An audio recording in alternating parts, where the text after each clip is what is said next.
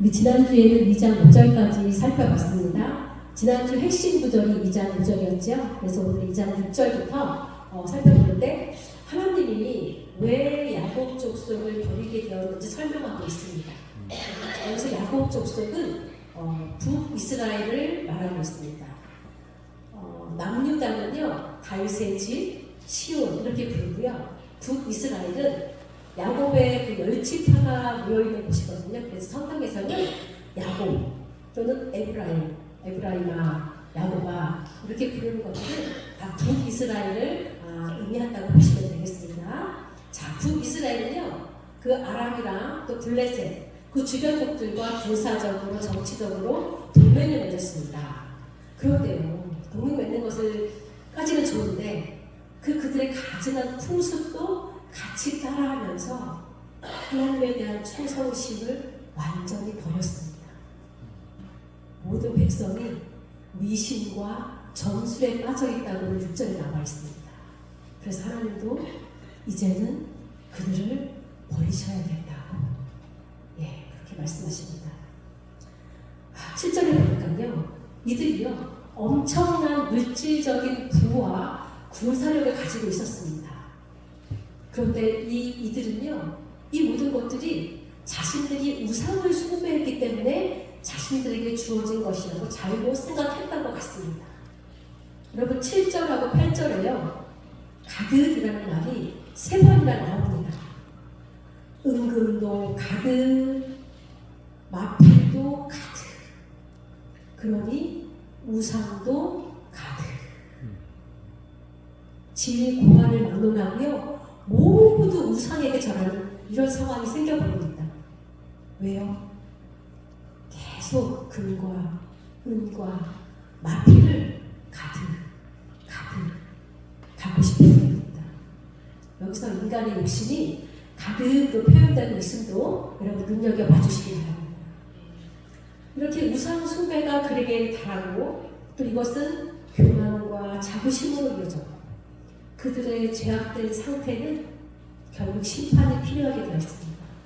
그래서 하나님께서 그들을 낮추고 겸손하게 하시겠다고 말씀하십니다. 그래서요 이제 그들은요 바위 틈에 들어가고 진토에 숨어 들어갈 수밖에 없는 날이 임박하게 당도합니다. 이 모습은 천재지변이나 또 전쟁의 상황 속에서 급하게 피난처를 찾을 그런 상황으로 묘사가 되거든요. 이렇게 하나님을 거부한 사람들은 그 심판의 날에 바위 틈에 숨어 들어가는 일이 있다.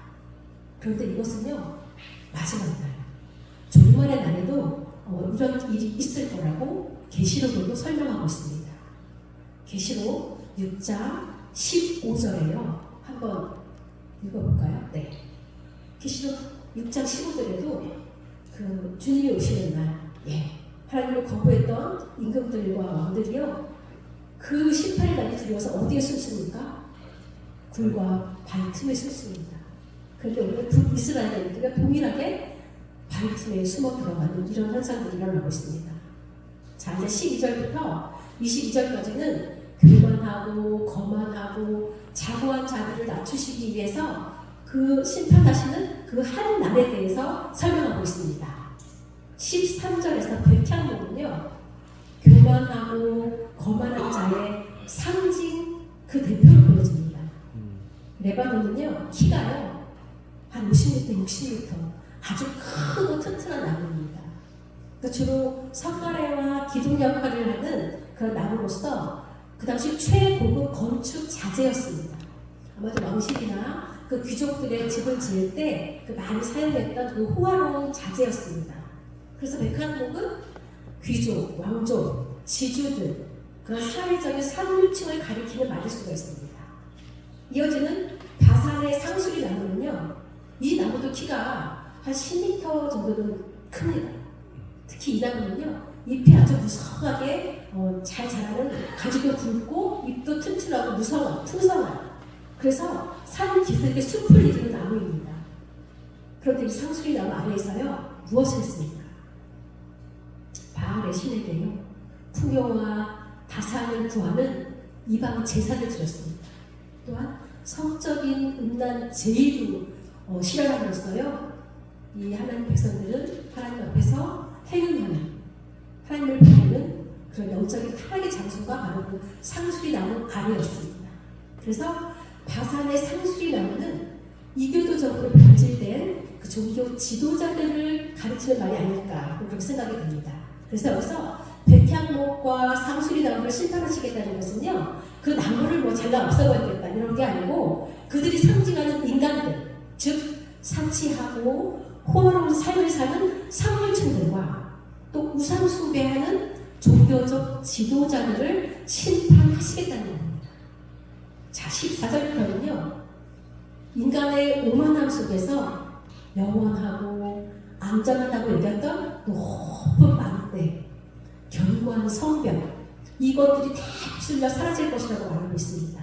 또 무역활동으로 번영을 누렸던 항구 다시스의 아름다운 조각물들과 별들도 다 사라질 것이라고 말합니다. 특별히 그 다시스라는 항구는요, 이스라엘 귀족들에게 비싼 수입품을 사다 나르는 역할을 했습니다. 그런데 여러분, 참 아이러니한 게요, 19절 볼까요? 19절? 땅이 진동한대요. 사람들이요, 자신들이 그렇게 소중하다고 생각했던 그 우상과 은 우상을요, 사람들이 그렇게 혐오하는 동물에게 버립니다. 누구죠? 박쥐하고 두더지. 그리고 그 박쥐와 두더지처럼요, 바위 구멍과 절벽 틈으로 도망갑니다. 그곳은 바로 박쥐와 두더지들의 거처입니다. 이게 얼마나 우스꽝스럽습니까? 자신들이 그렇게 귀하게 여겼던 우상들을 그 혐오스러운 동물들에게 던져주고요, 자신들은 그들의 거처로 들어갑니다. 나 니들 집에 좀 숨어있자. 너 이거나 가져라. 이러는 거 아닙니까? 그런데 여기서 땅이 진동한 것은요, 정말 실제로 역사적으로 그 일어났던 큰 지진의 사건이 있었다고 합니다. 아모스서 1장 1절을 보면 그때에 큰 지진이 있었다고 기록되어 있거든요. 자, 그래서요, 오늘 말씀의 핵심 솔루션은 저희가 읽었던 말씀입니다. 제가 오늘 말씀의 제목을 인생을 의지하지 말라라고 했는데요. 여기서의 인생은 무엇이겠습니까? 강대국, 애국, 아수르, 바벨론, 이러한 강대국들, 또 돈, 권력, 군사력, 경제력 등을 의미할 겁니다. 그러니까 인간이 동원할 수 있는 힘에 대해서 의지하지 말라고 하는 겁니다. 또 호흡이 코에 있다는 것은 무슨 말일까요? 이것은요, 창세기 2장 7절에 하나님이 흙으로 사람을 지으시고 생기를 그 코에 불어 넣어주셔서 사람이 생명이 된 것을 비꼬면서 하는 말입니다. 즉, 코로 호흡을 한다는 것은요, 인간의 영향성, 의존성을 의미합니다. 인간 자체는 하나님이 생기를 주셔야만 살아가는, 그저 정적으로 하나님께 의존해야 하는 피조물임을 알아야 합니다. 그러므로 코로 숨쉬는 인간을 의지할 게 아니라 완전한 하나님을 의존해야 함을 말하고 있습니다. 우리는 누구를 의지해야 한다? 내 부자, 내 자식 아닙니다. 오직 우리 하나님입니다. 내 부자, 내 자식은요, 의지할 대상이 아닙니다. 그저 그들은 사랑할 대상입니다. 아멘. 자, 이제 3장으로 넘어갑니다. 이제 3장에서는요, 2장에서 예고된 그 진동의 날이 구체적으로 어떤 사태를 초래하는지를 보여줍니다. 1절부터 3절까지 보니까요, 우리가 의지하는 게 참 많기도 합니다. 먼저 양식과 물입니다. 이것은 실제로 아수르가 침략했을 때 히스기야 왕이 군량미와 물을 준비해서 군사적인 저항을 하려고 준비했던 것입니다. 그는 그 장기간의 포위 상황에서 버티기 위해서 제일 중요한 것이 물이었거든요. 그래서 그 실로암 망대 터널을 공사를 해서 그 기드론 시내물을 예루살렘 성벽으로 끌어올렸습니다.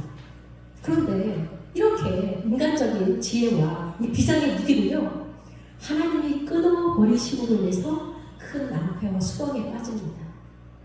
둘째로 의지하는 것이 있습니다. 용사와 전사들입니다. 이들은요, 군사적인 안전 보장을 담당합니다.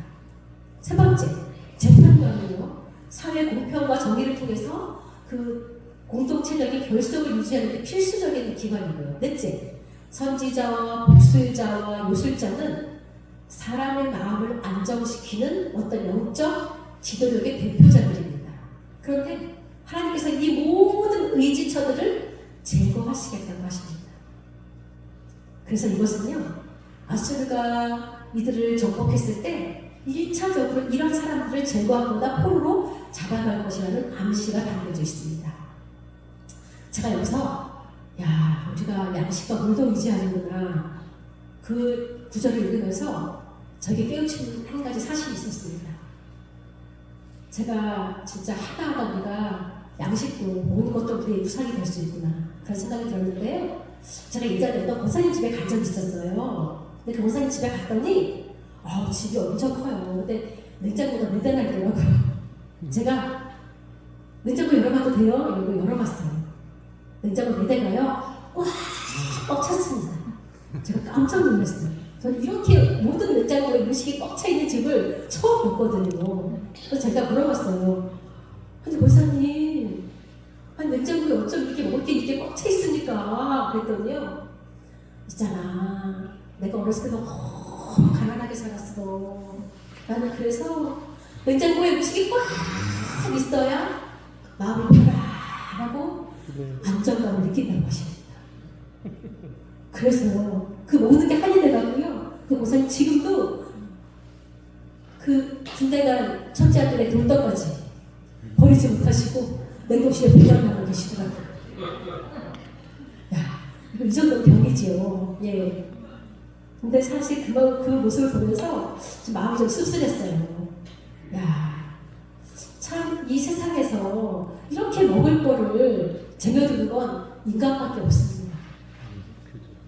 동물들 배부르면요, 아무리 먹이감이 지나가도 안 먹습니다. 오직 인간만이 그렇게 쟁이고 또 쟁이고 숨겨두고 막 이렇게 살아가는 거예요. 그것을 보니까 이래서 어떤 곳에서는 하루에 한 끼도 못 먹고, 또 어떤 곳에서는 먹고 나가서 버리고 이런 일들이 생기는 거구나. 야, 근데 사실 저렇게 쌓아두면 버리는 게 더 많거든요. 그래서요, 여러분, 우리 양식이 우상이 되지 않도록, 어차피 하루에 많이 먹어야 2끼, 3끼 먹더라고요. 그 이상 못 먹겠더라고요. 예, 그래서 우리 그런 인상인데 양식에 집착하지 말고 양식에 너무 신내지 말기를 우리 이 시간에 결단하기 바랍니다. 자, 이제 4절부터는요, 참 기가 막힌 어떤 무정부 상황이 벌어집니다. 지도자가 한 명도 없어서요, 여기 보면 아이가 고관이 된다는 말은 무엇입니까? 이거 진짜 어린이가 다스린다는 건 아니고요, 성숙하지 못한 사람, 유아기적 미숙함을 가지고 있는 사람들이 백성들을 다스리게 된다는 것을 의미합니다. 자, 5절. 이렇게 선량한 지도력이 사라져버리면요, 백성과 백성 사이를 서로 확대하고 잔해하게 됩니다.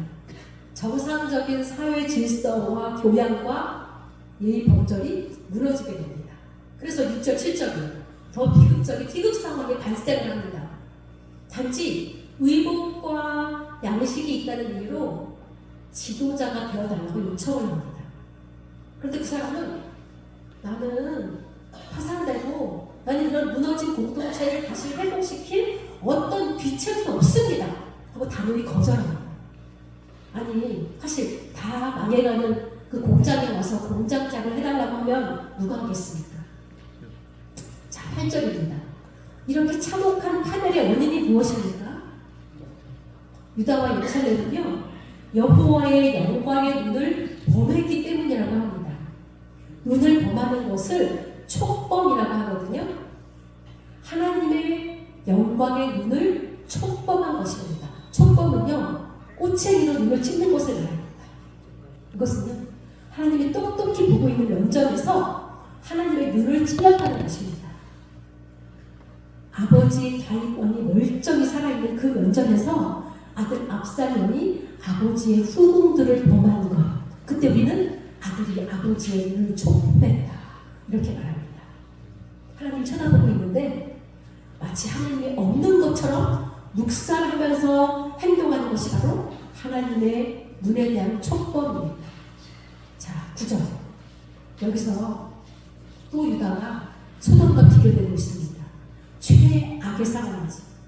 노골적인 죄악의 대표적인 도시 소돔과 또 비교되는 예루살렘.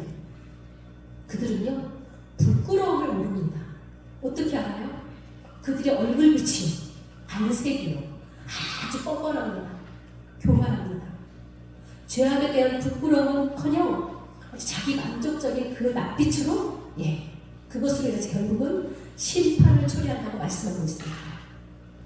하나님을 거역하며 마치 하나님의 언약이 존재하지 않는 것처럼 행동하는 그들의 교만한 그 얼굴빛 하나님이 다 보고 계셨습니다. 자, 그런데요 10절 11절에 보니까요 하나님께서 심판하실 때 의인은 두려워할 필요가 없습니다. 왜요? 의인은 자신의 행위에 대한 정당한 보상을 받기 때문입니다. 그래서 역시 악인도 그들의 행위에 대해서 똑같은 보상을 받을 것입니다. 12절에 다시 한번 강조를 합니다. 이 나라가 어린아이와 같은, 또 여자들에게 휘둘러서 그 부인만에 왔다 갔다 하는 그런 멍청한 사람들 있잖아요. 실제로 여자가 다스리는 게 아니고 여자 말에 좌지우지하는 그런 정치적인 문외한 경륜과 식견이 없는 유치한 자들이 지도자가 되어서 이 백성을 다스리게 되어 무너지게 될 거라고 한탄하고 있습니다. 자, 이제 드디어 13절에서 15절까지는요 하나님의 그 백성들의 장로들과 고관들을 신문하십니다.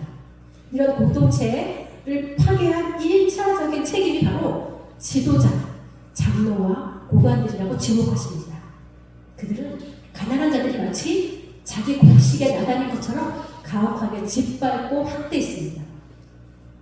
자, 16절부터는요 예루살렘 상류층에 그 기가 막힌 사치를 하고 있는 여인들에게로 신문이 이어집니다. 이사야는 왕족이거나 귀족이었기 때문에요 그 상류층 여성들의 그 일상적인 장신구에 대해서 잘 알고 있었던 것 같습니다. 제가 세어보니까요 21개나 됩니다. 와, 사실 지금 이 시대에도 다 하고 다닐 수 없을 정도로 화려하고 별의별 것들이 다 있습니다. 아직 이런 그 음란하고 요란한 사치품들이요 그들의 육체적인 아름다움을 과시하기 위해서 필요했겠지만 이제는 그 모든 사치품들이 아무런 쓸모가 없는 상황이 곧 옵니다. 여러분, 목걸이가 얼마나 크고 무거우면 목이 늘어집니까? 그리고 그 환한 모습으로 음란의 눈빛을 보이면서 밤에는 소리가 나는 발질을 했나봐요. 찝찝거리고 걸어다니고요. 그들의 짙은 향수는 곧 썩은 냄새가 날 것입니다. 그들 허리에 메었던 고운 허리띠는 포로로 잡혀가는 새끼줄이 될 것이고요. 그 고운 얼굴에는 칼로 밀고 파인 상처 수리가 가득할 것입니다. 정말 수치스러운 일입니다. 그들은 대머리가 되고 정수리에 딱지가 생기고 하체가 드러납니다. 여자들에게는 최악의 수치입니다.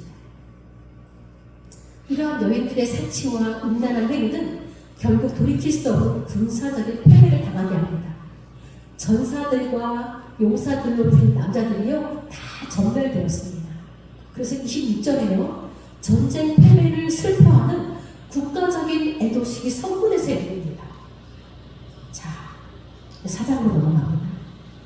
이렇게 남자가 되어지자 7 여자가 한 여자를 붙잡고 말합니다. 제발 시집 못 간다는 말을 듣지 않게 해주세요. 그러면 스스로 먹고 스스로 입고 스스로 자고 다 할 테니까 그저 우리들의 이름을 당신의 호적에만 올려주십시오. 이렇게 얘기하고 있습니다. 실제로 그 당시에 그 전사와 그 용사들이 다 멸절되어서요 남자의 인구가 7분의 1로 줄었다는 기록이 있습니다. 자, 2절부터는요 이런 파국적인 재난 후에 하나님의 회복의 역사를 희망적으로 보여주고 있습니다. 우리 하나님은요 심판의 목적이 징계가 아니잖아요. 징계 후에 치유하고 회복하시는 것이 심판의 목적이기 때문에요. 이제 2절부터 다시 하나님의 회복의 역사를 설명하고 있습니다. 이런 파국적인 재난 후에 시작된 하나님의 그 싹의 역사를 희망적으로 보여주고 있습니다. 그 미래의 어느 시점에 하나님의 싹, 이것은 남은 자 공동체를 말합니다. 이들은 하나님에 의해서 남겨진 자들을 말하는데요. 하나님의 절대 주권적인 은혜로 남겨진 자들입니다. 이들은 그런 대파국적인 재난 후에 풍성한 하나님의 은혜를 독립한 자들입니다. 이들은 부패하고 썩은 그 사회에서 하나님의 공의로운 심판과 재난의 정당성과 필요성을 옹호했을 그런 사람들일 것입니다.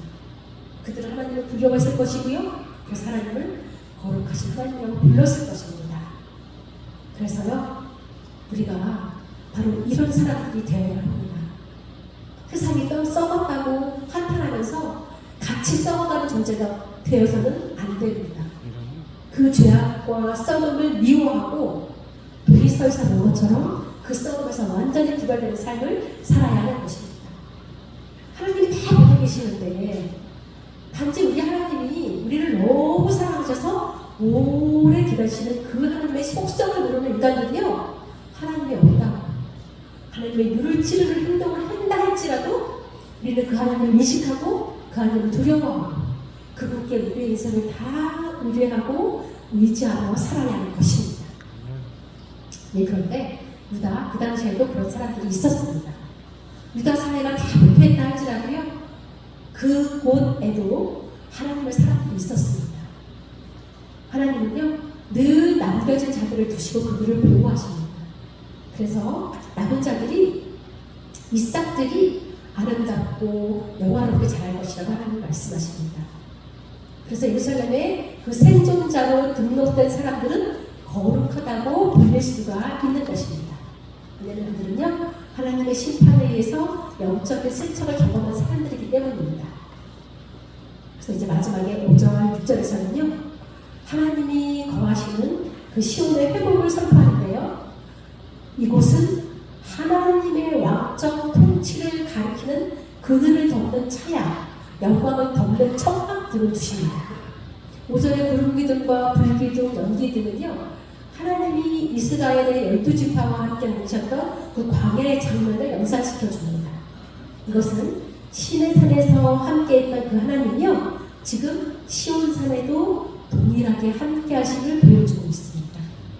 그 시온산은요, 더위를 피하는 그늘과 또 바람과 비를 피하는 안전한 은신처가 될 것을 선포하고 있습니다. 자, 이제 결론입니다. 유다의 지도자들은 하나님을 배반했습니다. 강대국을 의지하여 하나님을 배웠습니다. 그래서 결국은요, 하나님께 심판을 받게 되었는데요. 그 심판 속에서도 하나님은 남은 자를 두시는데 그들은 하나님의 거룩한 심판과 재난의 목격자예요. 그것의 그 생존자입니다. 그 생존에 담긴 거룩한 삶을 또 추구하는 하나님의 사명을 받은 자들이기도 합니다. 사실 우리도 남은 자들입니다. 이 험악한 세상에서 하나님을 믿고 사는 것 자체가 기적입니다. 불신자들은요, 우리를 은근히 조롱하고 무시합니다. 왜요? 나약해 보이거든요. 에이, 자신이 얼마나 능력이 없으면 그 문제는 하나님을 믿냐?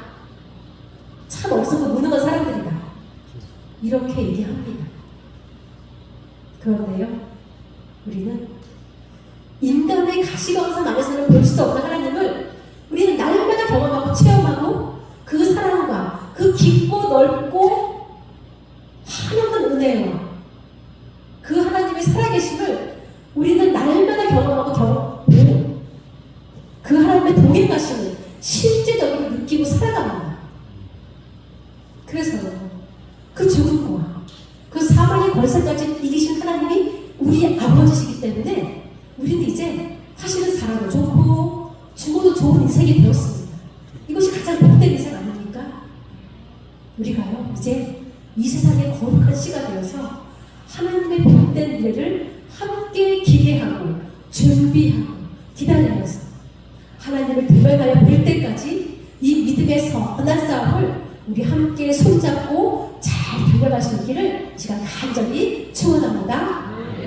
기도하시겠습니다.